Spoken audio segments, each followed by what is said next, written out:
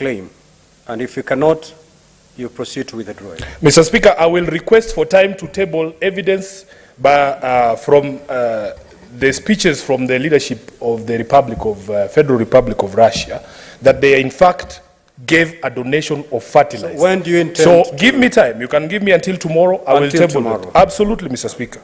Let me proceed to something else that I consider. What is the point of order, Senator Boni?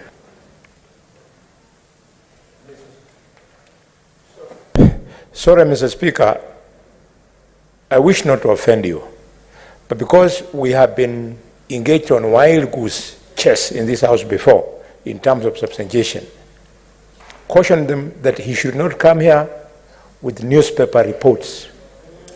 He should come here with evidence, authenticated extracts of speeches of the leadership of Russia, which we know. Senator Boni, you cannot teach the chair on what to communicate.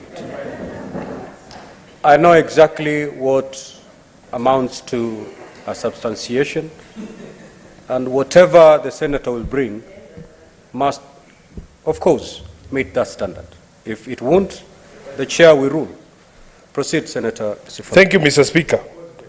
There is another half-truth, Mr. Speaker, that was spoken on the floor of the House, that in fact 56,000 new teachers had been employed this year alone.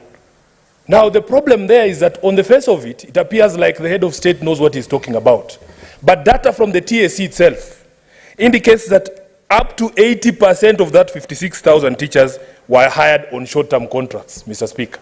And only 20% of those are permanently employed. That is something you need to say to the state, to the nation, so that we know the true state of affairs when it comes to the hiring of our teachers.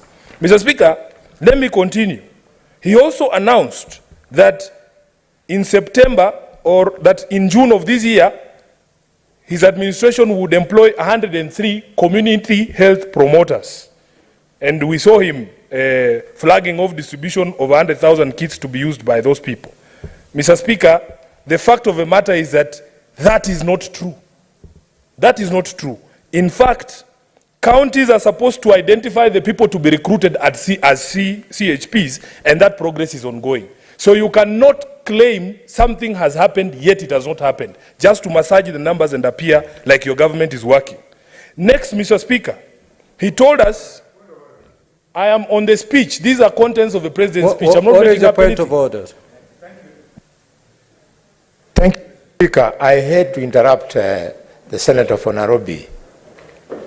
The 100,000 community health promoters were launched on Mashujaa Are you Day. on a point of information? Yes. Or a point of Is order? it in order, Mr. Speaker, to mislead the House without giving us evidence to support his claim that we did not recruit 100,000 community health promoters? We did.